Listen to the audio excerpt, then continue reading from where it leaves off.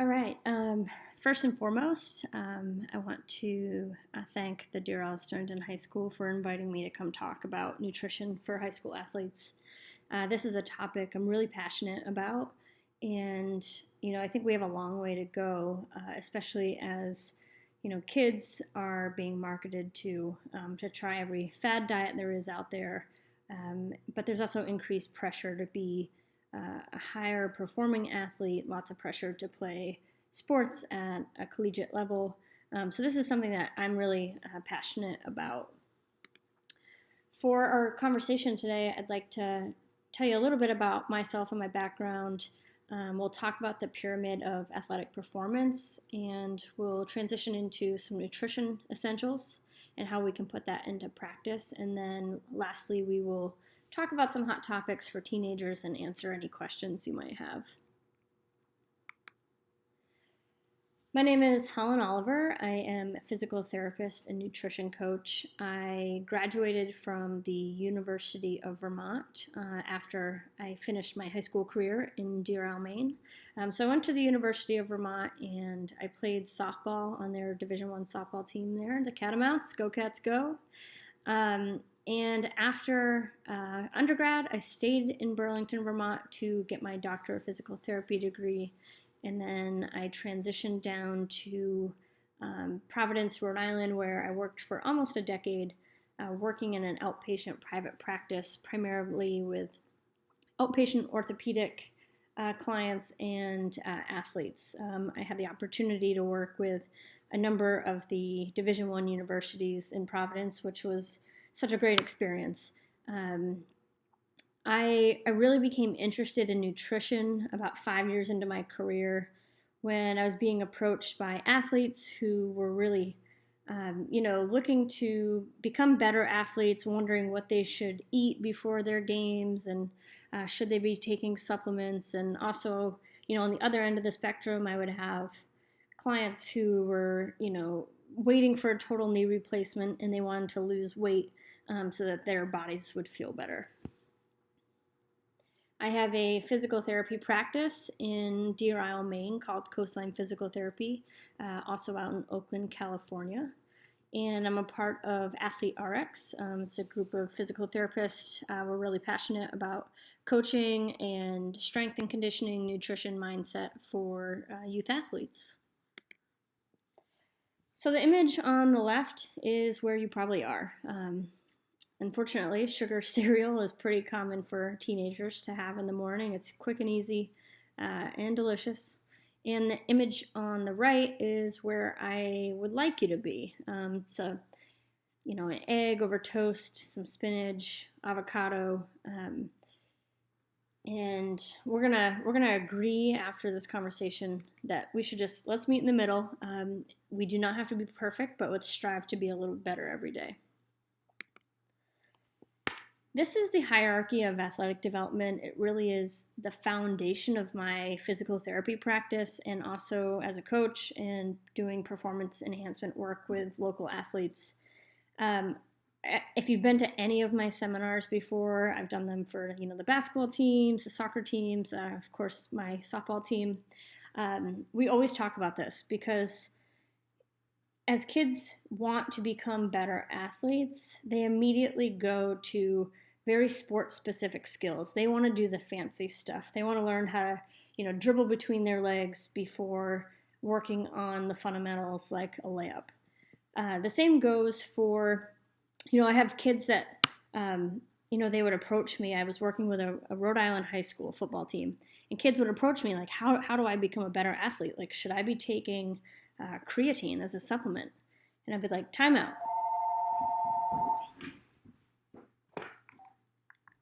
Who has a house phone these days? Anyway, I'd say time out. Let's talk first about what are you putting in your body for lunch, dinner, breakfast? Are you sleeping 8 hours a day? Are you drinking enough water? Can you run a mile? These are some just foundational questions I ask my athletes before we even get started. So this next image, I think, perfectly sums up athletes that are worried about supplements and meal timing and things that are at the top of that pyramid when they're consuming Twinkies after a workout, staying up really late, and not drinking enough water. It's kind of like mowing your lawn while your house is on fire. So let's transition to some essentials here. And the first thing we're going to talk about is hydration. We know there's a ton of evidence out there that being dehydrated by just 1% has a significant impact on your athletic performance in a really bad way.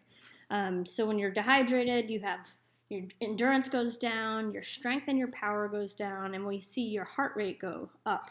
And your heart rate, the more athletic you are, the more in shape you are, your heart rate goes down. So having your heart rate elevated is not something we want to see in our athletes.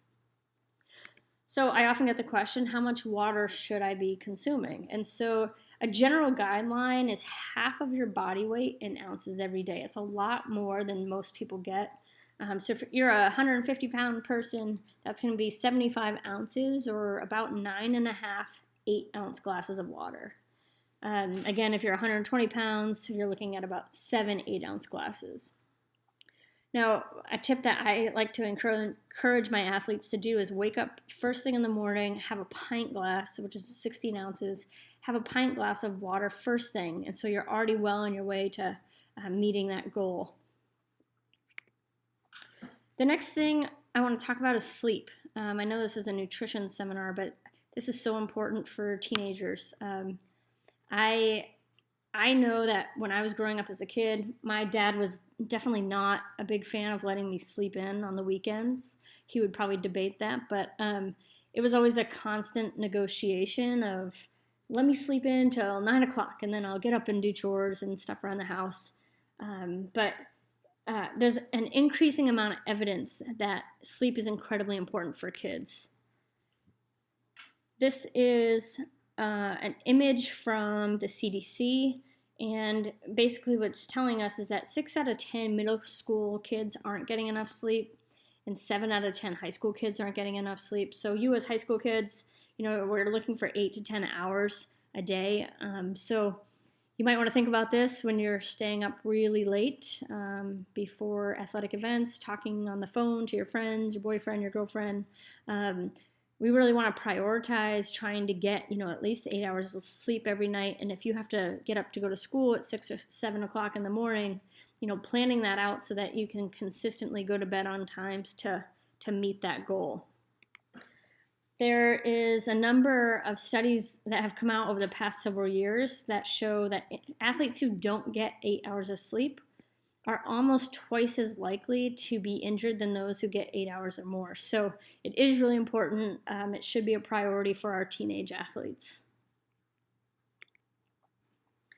All right, so we're going to transition to nutrition now. We're going to focus most of our conversation today on the macronutrients. So that's your carbohydrates, your proteins, and your fats. Carbohydrates, we're seeing a lot of low-carb diets right now, but it is essential. It's a fuel for your body. It's your primary fuel. It helps you protect against disease. Protein, this is, essential for building and repairing your muscles, assisting with hormones, maintaining a healthy immune system, and fats. Fats are also another thing that have gotten a bad reputation over the past, 30, 40, 50 years.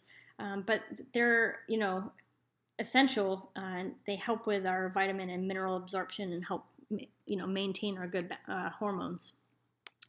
I want to pause for a moment and talk real quickly about counting calories before we continue with the macronutrients, because there is a number of studies that have come out that have shown that counting calories is largely variable for people. There's like a 25% rate of error. And so this is, people have gotten very mathematical and down to the last gram of counting calories because they're, trying to bulk up or lose weight. But all of the research out there tells us that it's not that accurate.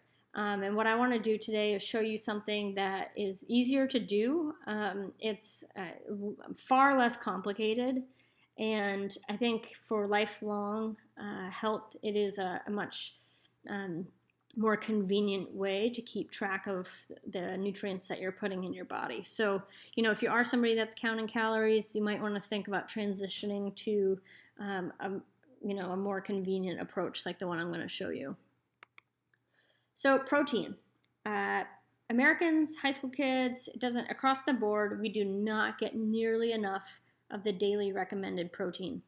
I personally like to recommend that kids, if you're a 125-pound person, that you have 125 grams. There is a range, that's within that range. But for women, that's really hard to keep track of how many grams, right? So what I want you to do is look at the palm of your hand. You can see this image here on the left. This piece of steak here is about the size of her palm. And what we would recommend is that for your meals, you have 1 palmful of protein. For men, we're going to double that. You're going to have 2 palms full of protein. So common sources of protein are, meat, fish, chicken, shrimp, cheese, you name it. Yogurt, those are some common sources where you can get your protein. The next one, carbohydrates. This is potatoes, pasta, candy, unfortunately, Coke, but it's also your fruits and your vegetables and the more complex carbohydrates. For women, we're looking at a whole fistful of carbohydrates here. And for men, it's going to be double, 2 fistfuls. But ideally, you want things that are less processed. You want whole foods. And you want these complex carbohydrates that are slower to digest, like starches and fiber. Not all carbohydrates are created equal. There are really great ones that come from your fruits, your vegetables, whole grains. They tend to make you feel full longer, which is incredibly helpful if you are trying to maintain a certain weight. And they also keep your blood sugar and your insulin levels stable. In contrast, there are simple carbohydrates. This is your Coke. This is your candy. Essentially, these are highly refined, highly processed. They've been stripped of all their nutrients, and we digest them super quick. So they tend to leave us really unsatisfied. They stimulate our appetite even more. So these are the ones that we want to try to limit as much as possible in our diets. For fats primarily come in the form of, our oils. Avocado's a great source, our nuts. Some fish have a lot of fats in them. For women, we're looking at the size or length of your thumb, 1 of those, and for men, 2 of those. Now, fats have gotten a really bad reputation over the past several years. Back in the 1980s, we saw people go into this low-fat craze. And what I'm going to do is show you this graph. People went low-fat because they thought, Americans are becoming more obese, more overweight, and they attributed it to the fat. So let's look at this graph here. This black line is our fat intake. And you can see here we are in the 1980s and 90s. We went, low-fat craze. Everything you bought was low-fat, diet, everything. And the thought was that this would help to decrease our obesity rates. But if you look at this red line here, it continued to go up even though people were eating less fat. So fats are essential. We have to have them. We can be mindful about the fats that we are consuming. But low-fat diets, they just have not panned out to be effective in decreasing our obesity rate.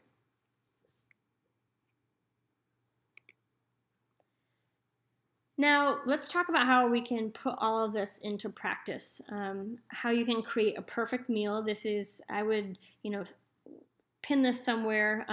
If you're trying to meal plan, this is a great place to start. So let's say you're out at a restaurant and you want to create a perfect meal. So let's say you order a burger. Maybe it's a turkey burger, and the burger is about the size of your palm, and that's your protein. And now we need to add some vegetables to this. So load up that burger with lettuce, tomatoes, onions, pickles. We want to make sure that you get your serving of vegetables here. Now, for carbohydrates, this is a good point for you to make some decisions.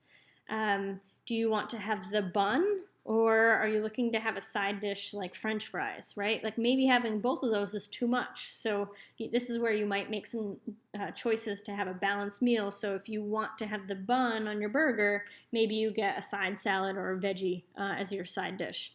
And then lastly, we're going to add a little bit of fat to our burger, maybe a little bit of mayonnaise. But it's important to know that this is just a baseline. And these portions can go up or down depending on what your goals are, how often you eat. If you're somebody who's eating 3 meals a day, this would be our recommendation. But if you're somebody who likes 5 or 6 meals a day, we have to make some changes. It also makes a difference how active are you? Like what are your goals? Are you trying to bulk up and put on some muscle? Are you trying to maintain your weight? Are you trying to lose weight? So all of these things we need to take into account, and the coaches that or the clients that I coach, we have to consider all of these things while we're creating a good meal plan for people. This is a sample of what a meal might look like for a woman. Here's a palm-sized portion of protein, a fist of vegetables, a cupped handful of rice, and a thumbful of fats. Those are almonds there. So just another way to look at this to give you some examples. And for men, we're going to double up that protein and veggies. We might add a cupped handful of fruit to get a little bit more carbohydrates. And we have 2 thumbfuls of fat. Let's talk about some of the hot topics for teenagers. Obviously, I'd much rather do this presentation in person where we can have a little bit more interaction, but I try to come up with some of the conversations that I have with kids and pull out some of their questions. The first thing is sugar. I can't stress enough how much we as Americans are over-consuming sugar. It's almost 20% of our daily intake in calories, it's kind of crazy that it's that high. But the general recommendation is that we don't want to add more than 50 grams of sugar to our diets. That's additive sugar. So these are like juice, sugary snacks, like the next time you go to Dunkin' Donuts and you get your mocha latte, fancy cocktail with whipped cream on top, right? So that's loaded with sugar.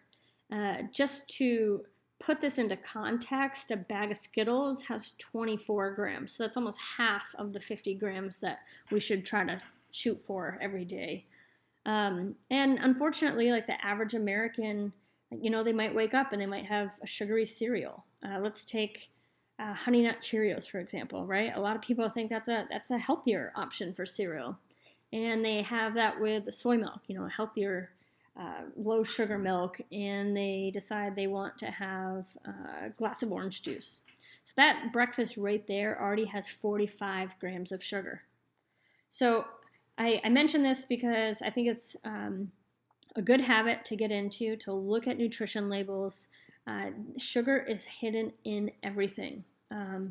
Start looking at your protein bars that you're eating.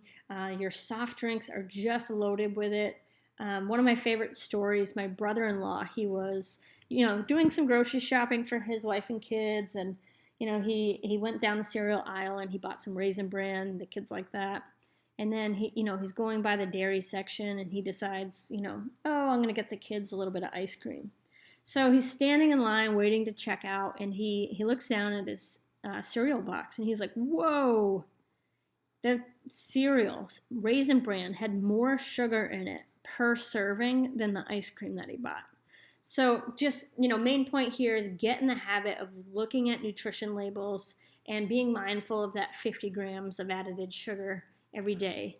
Now, sometimes people take that to extreme and they come back and they're like, well, there's fruit. Fruit has tons of sugar. I'm like, okay, well, that is not what I want you to be focused on. Like, eat fruits and vegetables. That is not, if these people are trying to lose weight, like fruits and vegetables are not going to cause you to gain weight. Like, eat your heart out. Right now, I want you to focus on the additive stuff that's, sugary drinks. I can't stress enough how much sugar is in drinks. Like, start looking at that. It's kind of wild. But be mindful of it. Start looking at your nutrition labels. Detoxes, fad diets, and challenges. I can guarantee that every single one of you have either participated or you know somebody who has participated. Let's see, back in 2012 or 13, I did a paleo challenge with my gym. I had a roommate actually in Rhode Island. She was doing all the fads. She loved it. If a patch came out, she tried it. If there was a juice cleanse, she tried it. You name it, she went through them. And so she was going to do this juice cleanse. It was a 3-day juice cleanse. And so she told all the roommates, she said, I have this juice. It's in the refrigerator. Don't drink it. It's special. For 3 days, that's all I'm going to consume. And so I thought that was a bad idea right away because I don't know about you, but I get pretty hangry. But so she was on day 2 of her juice cleanse, and, she was pretty miserable, and she was like, oh, I can't do this. Like, I need a snack. And she ate a can of tuna fish. And the next thing we know, she woke up one of the roommates and, was basically curled up in a ball. And my roommate brought her to the local emergency room, and the doctor, was asking her what she did. And essentially, she had cleaned out all of the good bacteria in her intestinal system. So she ate a can of tuna fish, and it just wreaked havoc on her body. So, be really mindful of these fads and diets. I think my first day of coaching softball last year, I quickly realized within the first 10 or 15 minutes of the girls coming to practice that they were all doing something together. And I was like, oh, what are you guys talking about? And they were doing like a 21-day fix, like a super strict elimination diet to like get back on track. And the reality is that creates a cycle of really bad behavior and yo-yo dieting. And if you look at this, like, unfortunately, this is so common for people. They start a diet or something super restrictive. They don't allow themselves to have anything. Like, I'm not going to have carbohydrates. I'm not going to have any sugar. I'm going to do like some super extreme workout routine. And then they do that for, like a week, maybe 2 weeks. And then they start to have cravings because they haven't allowed their bodies to have anything that they enjoy. So they go, hog wild, and they consume all this stuff, and then they feel guilty. They feel badly about themselves. And so this cycle, they might even, like, if they're trying to lose weight in the first place, they might even add more weight, because when you go through this restriction and deprivation, you slow down your metabolism so that when you start to eat these things again, your metabolism is slow, so you add on all this weight. So this is a cycle that we really want to try to avoid. And, I'm so glad that I was invited here to talk to you guys about, implementing good, sound nutrition habits so that you don't go through this. How do I eat healthy while I'm eating at restaurants or social gatherings? I love this one. This is a good one for me. I practice these techniques pretty regularly, and I coach kids and older nutrition clients some of these skills. So when people are starting to be really mindful of their eating, sometimes they feel like they can't be socializing with their friends because every time they do, they go to restaurants and eat all kinds of bad stuff. So my recommendation for this is, if you're going to go to a restaurant, think about what you're eating and ask yourself, play this little game with yourself, how can I make it just a little bit better? And just asking yourself that. So let's say I was going to go to a restaurant and I decided I was going to have pizza, French fries, and a Coke. And so I get to the restaurant and I ask myself, how can I make this just a little bit better? It's like, okay, I'm going to have my pizza. That's what I really want. But instead of having French fries, I'm going to order a side of broccoli. Right? So I might have pizza, broccoli, and a Coke. Or, as I get better at this, I might have pizza, broccoli, and a water. So now I'm not depriving myself, all right? I'm still having pizza, but I don't need to have all these other unhealthy things on top of it. So that's a way to have, a very flexible diet, not deprive yourself. You're still getting what you want, but also making some healthy choices. So, start playing that game, with your families, but definitely when you go out to eat, because restaurants are notorious for, the stuff they make is really good because they're using tons of fats, lots of butter, lots of oil, lots of salt. There are ways that we can try to, hone that in, allow ourselves to have a good time, but not go crazy. When it comes to social gatherings, let's say your team is having a potluck or a cookout. You're trying to be mindful of what you're eating, and rather than saying, well, I can't have any of the cookies, or you're not going to allow yourselves to have any dessert at all. That isn't necessarily sustainable lifelong. And so if you can get into the habit of going into a social situation saying, all right, well, I'm going to allow myself to have dessert, but I'm going to fill up first on the meat and cheese tray and the veggie tray and other healthier options, the salads first, and then I will allow myself to have, a cookie.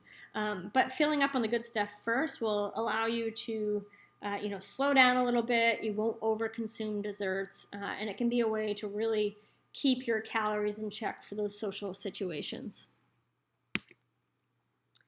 What should you eat before, during, and after athletic events?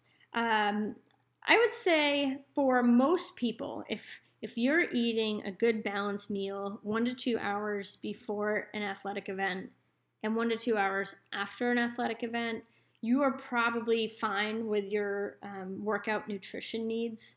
Now, with that being said, if you are playing a marathon tournament weekend of AAU basketball and you have got 2 or 3 games a day, if you are training for an endurance event, if you're a cross country runner, you want to run a half marathon or a marathon, a weekend full of softball tournament games, then that's where we want to talk about before, during, and after nutrition. So before athletic events, you want to pick things that are going to fuel your body, keep you hydrated, prevent lots of muscle breakdown. So I recommend that this is heavy on carbohydrates to help fuel you, and maybe just a little bit of protein and fat, but not a lot, because protein and fat are digested slower in our bodies. So if you're doing a big endurance run, you do not want all kinds of food sitting in your stomach. That's not going to go over very well. It's going to cause a lot of GI distress. So picking something about an hour or so before your event, some carbohydrates is definitely the way to go. During the event, you want to replenish your electrolytes. You might pick a soft drink, like a sports drink. A sports drink has about 30 grams of carbohydrates. So we're looking to have about 30 to 60 grams of carbs for every hour that you're participating. And then after is, this is where I really get on my athletes, is after you work out, the optimal window is about 30 to 60 minutes to replenish your energy stores and, preventing further muscle breakdown. So this is where we want to have a combination of carbohydrates and protein.